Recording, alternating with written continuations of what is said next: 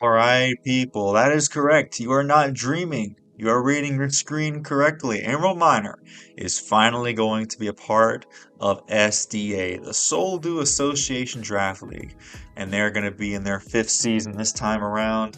I wanted to be a part of this, Aprater, Adam, they were one of the original starters of the BHDL, and they've also been with me in UNPL and I wanted to join their league as well, but I was like, well, usually I'm just so tired and burnt out after BHDL or UNPL, and usually SDA is right after that. I just didn't have it in me to participate. But this time around, after having just gone through one of, quite frankly, the worst draft battles of my career, um, with my lackluster team in BHDL and my team in the UNPO, which did okay. But, more often than not, I feel like I was aided by hacks rather than actual skill and the skill of my Pokemon. So I'm here for redemption. This is the Emerald Miner redemption story here at the BHDL. I'm going to try to rise from the ashes of my defeat. You guys will see that come up later here. And I'm going to start a brand new draft league here at SDA. So, with that, we are going to get into what this season is looking like here. So, the rules. It's going to be 18 coaches, one division, one draft pool. Have you ever seen this? Okay, well, so I mean, I should say I'm in one division. There's three divisions, okay? So, spread out across the Latios and the Latios division. I guess there's about 18 coaches. And then there's also actually a non-Terra league as well. So that'll be interesting to see how that works out for them. But the Latios division, upload required, so we're going to be going against a lot of folks. I'll be honest though, I mean, the only people I know are obviously Aprater. Lazyboi is actually also in this one as well, so that'll be exciting if we can finally face off against them. I've heard of Umbra before. I'm excited to see these other coaches and battle them and watch their videos, so it'll be quite exciting. Um, we've got 110 points to draft exactly 10 Pokemon, so pretty much same as BHDL, although I think we had 115 points, so slightly less, but still a good amount of points, 10 Pokemon exactly. So we gotta be very careful to plan. This time I I fixed my mistake of from BHL season 3 where I was basically just picking the day of. I was like, okay, I need to plan out these picks ahead of time and be sure that they're gonna be typed up correctly. So we've got a 9-week season, top 8 advance to playoffs, so it's gonna be tough, honestly. Honestly, with this, it's gonna be probably the hardest playoffs to get into I've been in, I mean, UNPL season 3, I remember, was like top top 8 out of 12, so that wasn't too hard. I barely scraped by with my record. And then BHDL is usually top 50%. This is, I mean, less than 50. What's 8 divided by 18? Probably like 40 something. So that's going to be a little bit tougher to get into. 44.4 repeating. Um, so we'll see how that goes. We've got 2 to 3 Terra Captains. Now here's the biggest linchpin of this entire league. And that was a little bit kind of, well, I was worried, but I was also excited, by this prospect of basically, you remember how we had low tier Terra and BHDL? Well, imagine if we did it. Imagine if we we're just like, you know what? Everything can Terra except for like some of the most broken stuff. So there's some stuff that's like 0.16, I think, that all the way up to there that can Terra. It's crazy. So you got 25 points, 2 to 3 Terra Captains. Anything that's not banned basically can Terra. So there's a lot of stuff. So it's going to be interesting to see what people picked. And we've got 3 Terra types for each, so you can choose up to 3 non-stab. So that'll be cool. And yeah, with that, the only thing is that battles are going to be at level 100. So, very interesting. I mean, standard Smogon rules are going to apply pretty much. You can use Baton Pass to pivot and all that jazz. Standard stuff for draft. So, with that, we are now going to get into our draft. Now, I will say, out of 18 people, I was number 15. They did a cool marble race thing, and that was pretty hype. I think at one point they did a different one because I think we did it so quickly.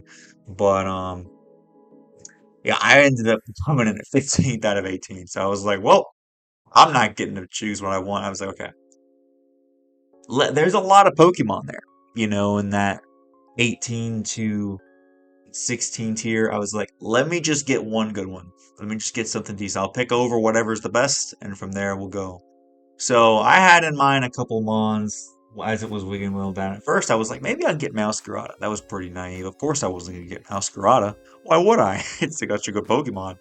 Um, then I was thinking, Roaring Moon. That was a hard battle that I had versus Grum in the UNPL season 4 or 5, rather. I'm sorry.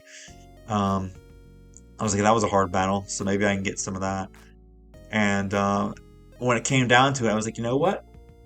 I got a cool Pokemon that I've always wanted to try out, and for some reason, this Pokemon made it all the way to me. So, our first pick is none other than Darkrai. I was like, yo, this is crazy. So, base 125 speed, already establishing that fast speed tier. The thing I've realized in draft is that there's not that many Pokemon that have speeds above base 120. So if you can get one like this early on, obviously like Dragapult, things like Greninja, Masquerada, Tornadus. If you can get that early on, you're pretty set in terms of your speed tiers. And base 125, outspeed all those base 120s is fantastic. Speed tie with Kilowattrel. Fantastic Pokemon to have.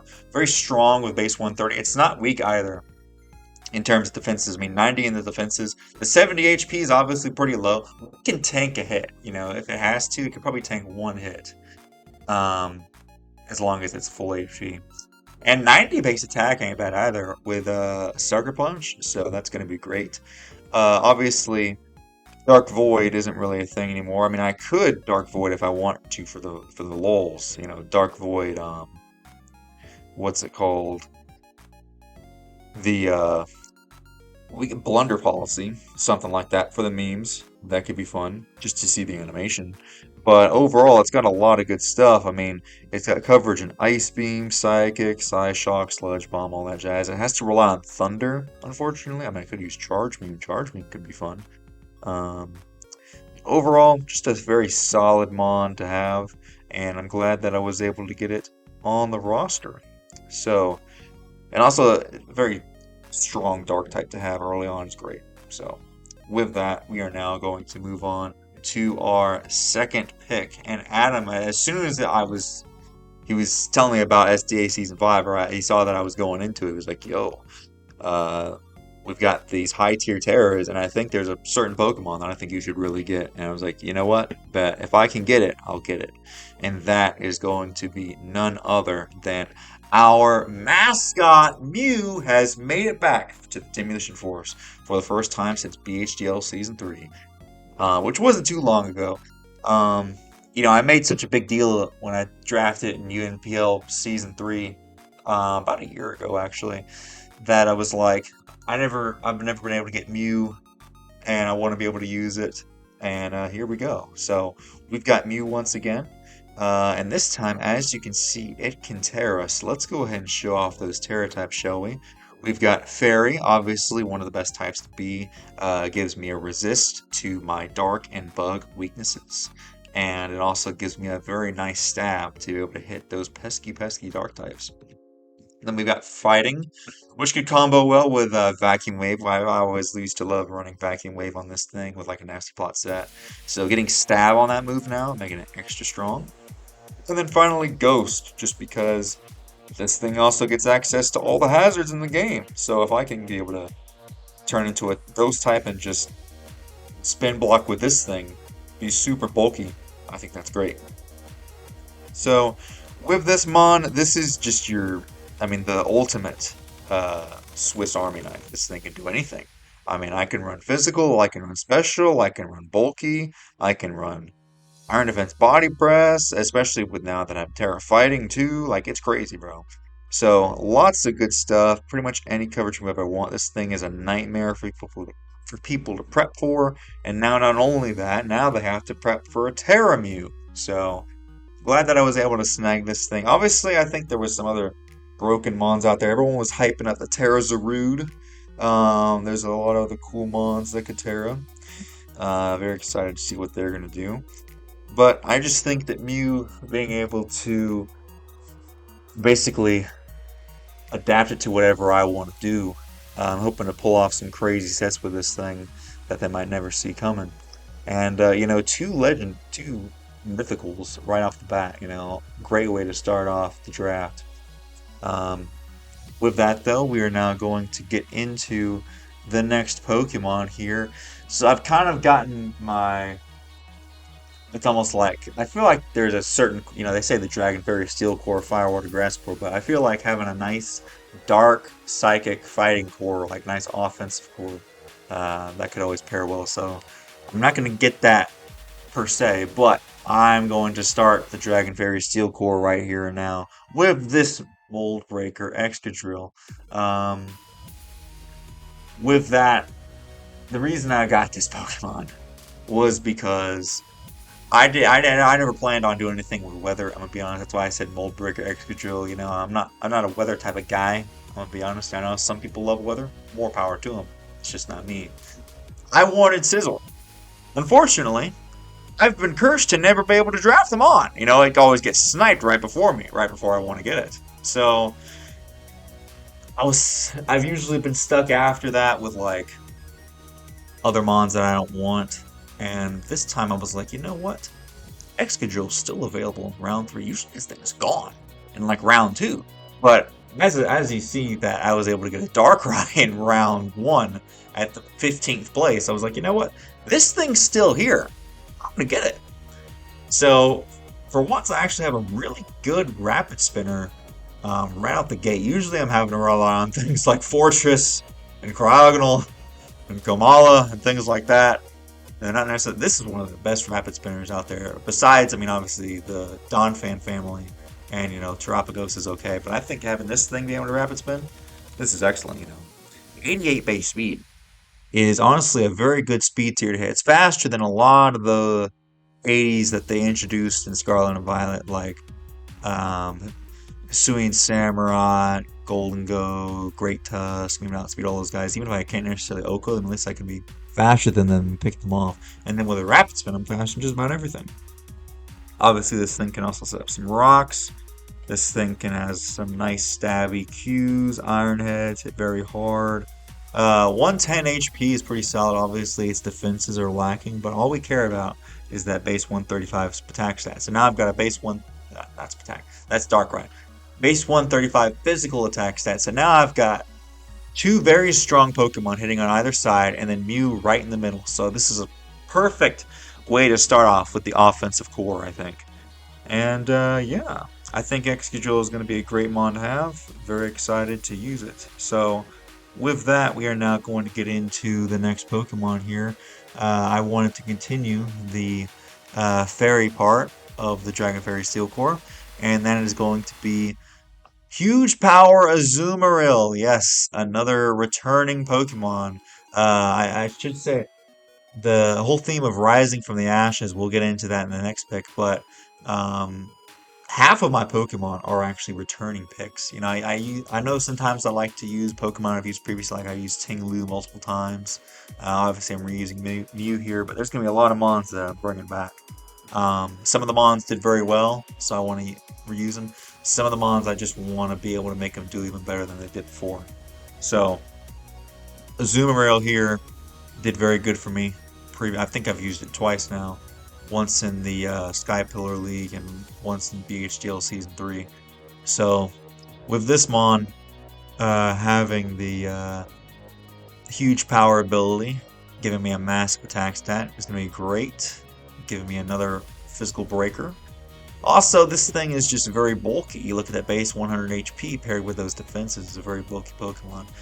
One thing that I realized with the weakness of my team in the last draft league was it just wasn't bulky enough. I just didn't have any switch-ins.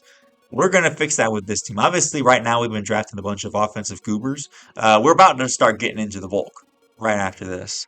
And this mon, obviously, is quite strong. You know, this thing can have the stab aqua jets that can hit very hard. After, let's say, a belly jump more, I could just run assault vest. I could run banded. It has some good coverage. It moves like knockoff, nice spinner. Just a very solid all around Pokemon. Water Fairy is one of the best typings that there is. A lot of Pokemon want to tear it into either one of these typings, so having both is excellent. And you know, obviously there is thick fat and huge, Sap Sipper on the side. I would probably run Sap Sipper before I ran thick fat. Um, Decent overall abilities, pretty good.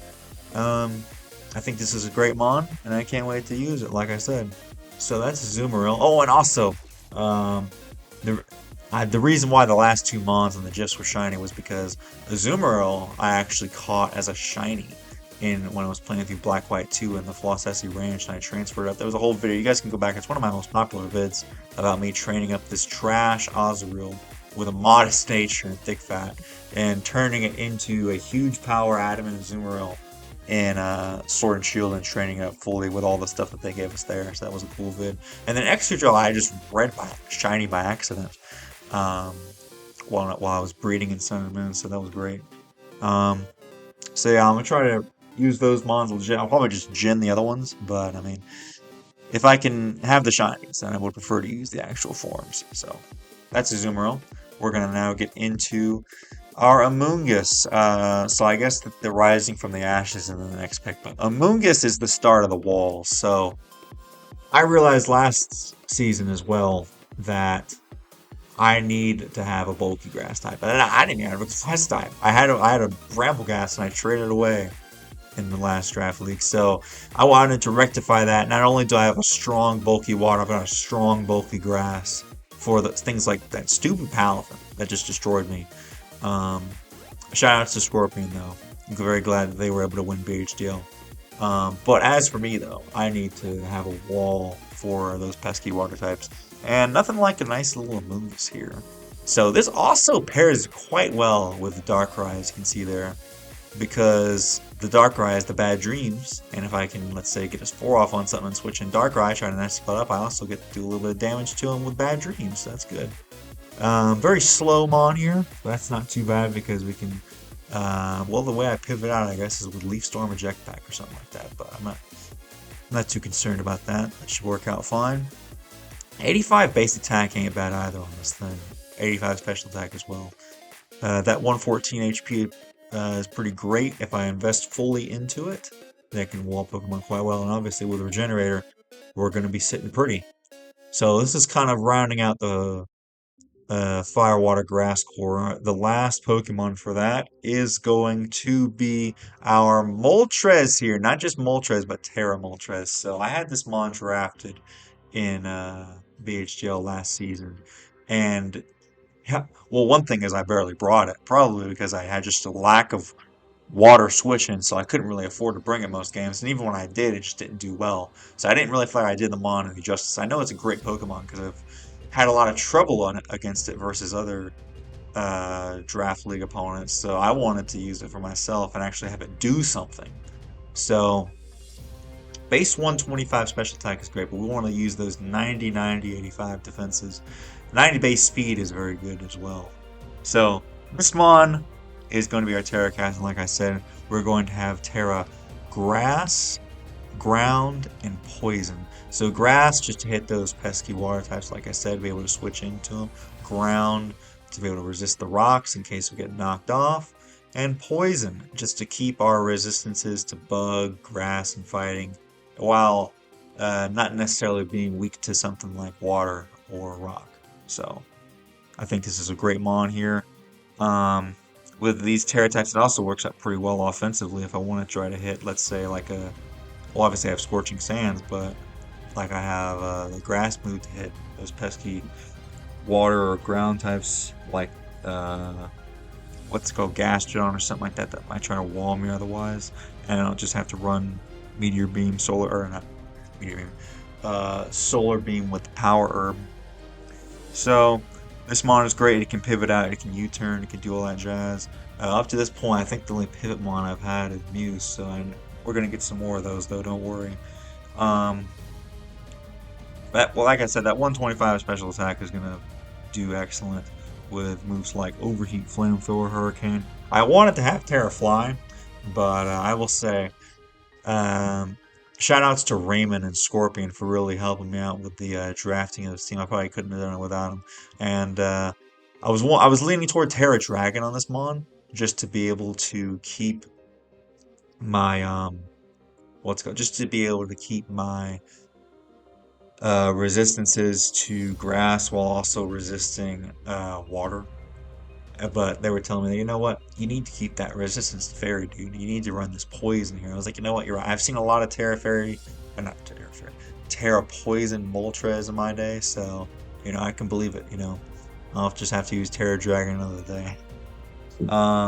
Overall, though, I think this is a great mon, and I can't wait to use him, like I said. So, with that, we're going to move on to the next one here, which is going to be Flygon, actually. Shiny Flygon. Raymond actually just traded this over to me, so can't wait to use it. Going to be named after Sting Song Desert Rose. Very epic.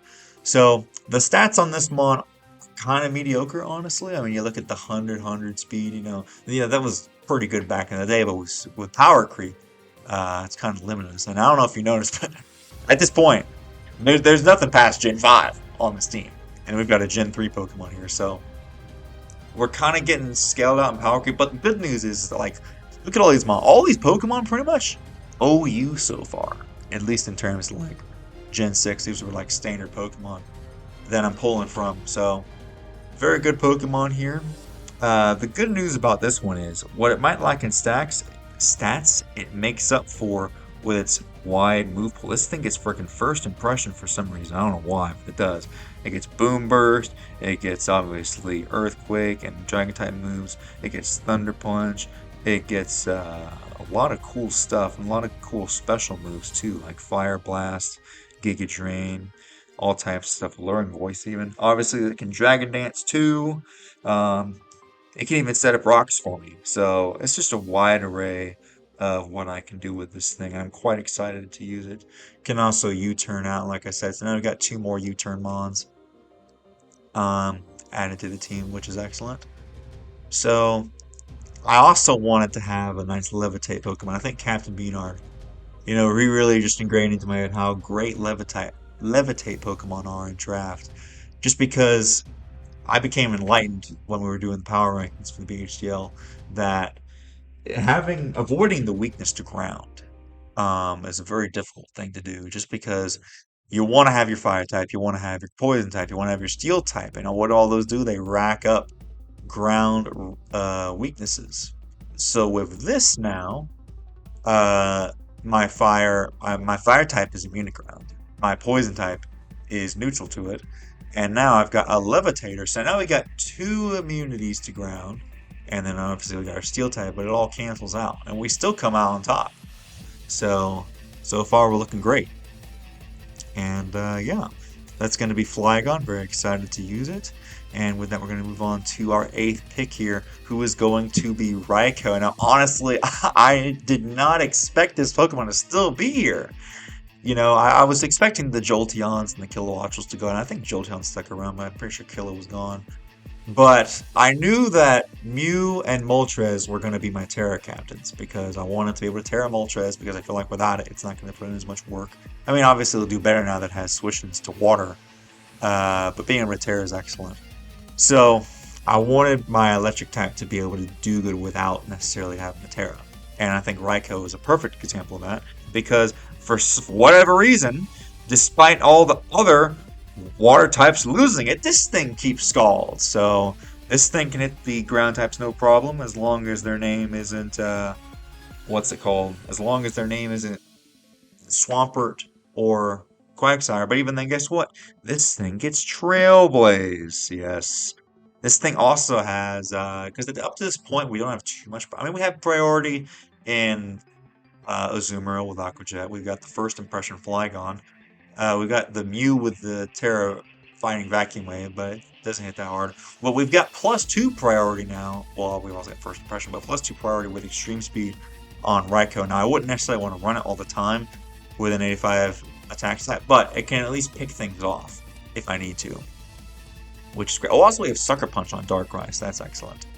Um, so yeah, this thing has pressure, which could be great for some of these bulky teams out there. There's a team that has Terra Gothitelle with a bunch of bulky Pokemon, so this could help try to deal with that.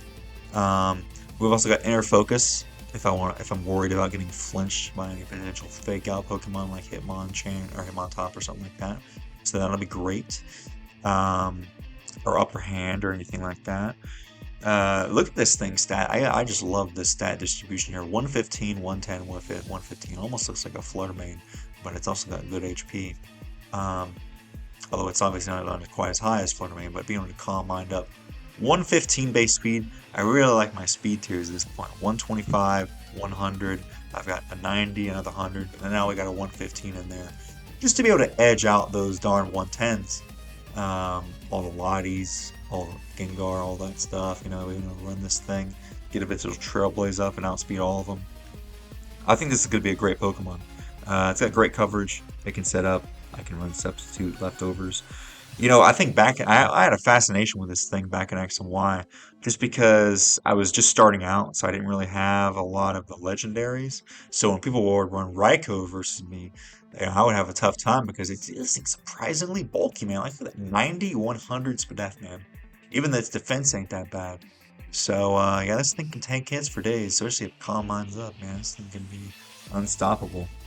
So also gives me a Roar Pokemon just to have to be cool.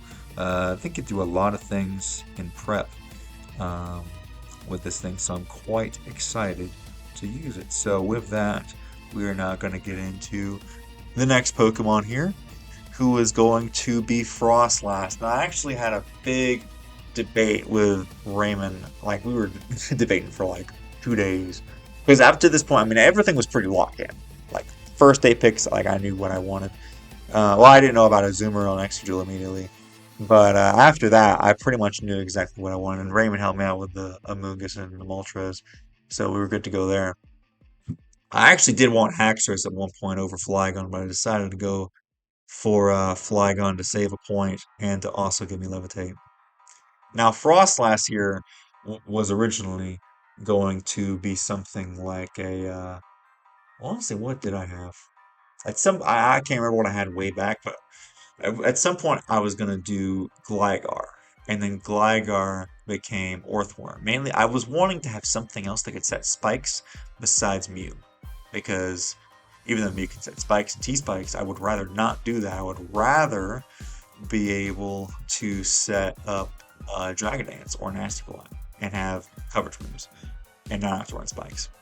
So I started thinking about that. Then at some point I was thinking about Fortress, just to have a nice. I didn't want to have my Steel type setting up spikes be weak to ground, and that's why I was leaning to with the Earthworm. And I thought it would be a good pick to go with something like a Sableye at the end. And then at a certain point, oh no, actually no, I think it was going to be.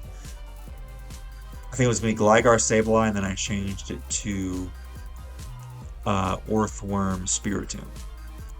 Because I obviously had a Ghost type to spin block the hazards that I'm setting. And then at a certain point, it became Snorlax, Misdreavus. And Misdreavus will be able to Terra, because I have 2 Terra points left over. But it ended up not working out because even though the Snorlax Misdreavus, I honestly had such great type matchup, same with Earthworm, Spiritomb. But the problem was that Snorlax, none of them can set up spikes. And I decided ultimately I need some spikes. Because at the end of the day, I'm a hazard man. So I need some hazards. And Frostlass is going to be a repeat pick from my Season 2 BHDL team, actually. Quite hyped to see it back here. I did okay, honestly. I feel like I was able to do its job and set up hazards. It does give me more priority, which is cool, in Ice Shard and Shadow Sneak. Also gives me a Destiny Bonmon.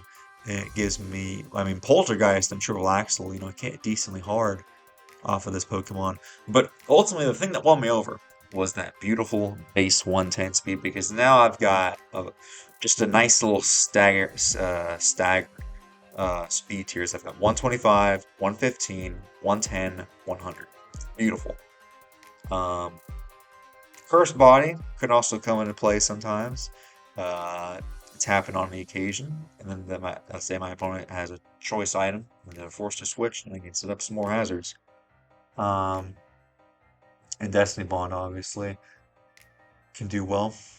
So overall, Frostlass, I think it'll be a great mon to have, great mon to see back here. I'm trying to think if I missed anything in its moveset. I don't think so. I guess I could Aurora Veil. I could set up some Snowscape if I really wanted to. I could set up screens too. Okay, that's a good point. This mon could be a screen Pokemon for some of my offensive mons. So yeah, overall, great support mon to have. So with that, we're going to get into our last member here. As I alluded to, I needed a normal type because I've been terrified of switching into Ghost Mons. At one point, I think Spectre was on the list. We were going to allow that, and then at a certain point before we started drafting, I'm like, you know what? I don't think that Spectre and Take Heart Manaphy should be here. I think that they were trying to, like you should have seen, like this thing was going to be even more powerful this league than y'all could even imagine. In addition to the high tier terrors, it managed to be able to have some of those mons allowed. So thankfully they got rid of them, so we don't have to worry about it too much, having to deal with strong ghosts. But at the end of the day, I still need a switch into Dragon Ball. I've got the Azumarill, obviously, but I want another Pokemon. And that mon is going to be Komala, the last returning Pokemon, the last Pokemon here. So Komala I just used in UNPL Season 5, and it actually did a good amount of work. Like, for its points, it's such a great value pick. It's got a lot of good moves. It's got Earthquake. It's got Sucker Punch, so now I've got even more priority. Albeit, it's not the best priority, but it's good. It's got Knockoff. It's got Play Rough. I would have preferred... Oh, this thing even has Ice Spinner, too, yeah, and Gunk Shot. It's crazy. And it can pivot. Imagine that. So, overall, I would have preferred this mon to be able to Terra, but I just didn't have the points. It's worth 4 points, and I only had 2 left.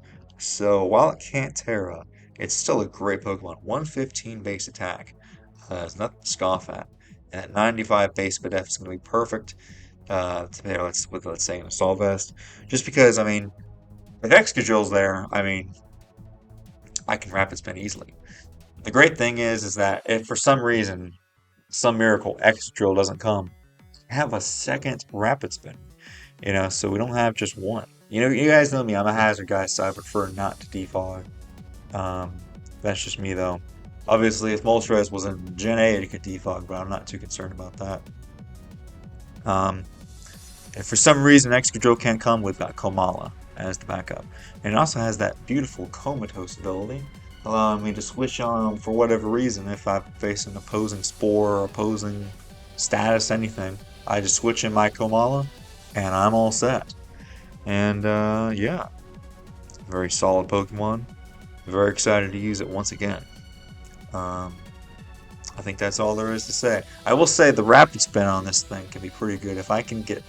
usually I want to run like max HP, max attack, or something like that. But if I want to speed creep something to outspeed map to Rapid Spin, that's always great. So with that, we are now going to bring in the type chart here. Usually I don't have this, but I wanted to show you guys, for those of y'all that like this stuff, beautiful type distribution. No red across the board. We're green. We do have some holes. It's not quite the type chart that I would have had if I would have had something like Earthworm, Spiritomb, or even Snorlax, Mischievous. But it is great nonetheless. Obviously, we're neutral to ground and fire, and ghost and dark, as well as ice. We could have had a lot of those filled in, but I'm good with it because at the end of the day, I can Terra, and I can remove a lot of those weaknesses. And I feel like the team has enough walls that it'll be okay as long as we have our switch-ins. We'll be good because it's not like the whole team is like this, When people try to build versus me, they're gonna see this and like, huh, he doesn't really have a whole lot of weaknesses, and even the ones that he does, if I predict them to bring, like, let's say, a ground or a fire type, well, I've got plenty of switch-ins to them, and I can just focus on building around those. So Overall, I think this might honestly be one of my best draft teams in the history of the Demolition Force, apart from BHDL Season 1. You know, you heard it here first. I think that Terra Mew is going to put in some work. I'm very excited, honestly, to use Darkrai and Raikou. We got a lot of legendaries on this team, honestly. We got Darkrai, Raikou, Mew, and Moltres. Very excited. We also got some Gen 6 OU staples and Azumarill and Amoonguss. Excadrill as well. Very hyped. And I'm also hyped to see some of the mons like Frostlass and Kamala put in some work. So, with that, I think that's honestly going to be the team here.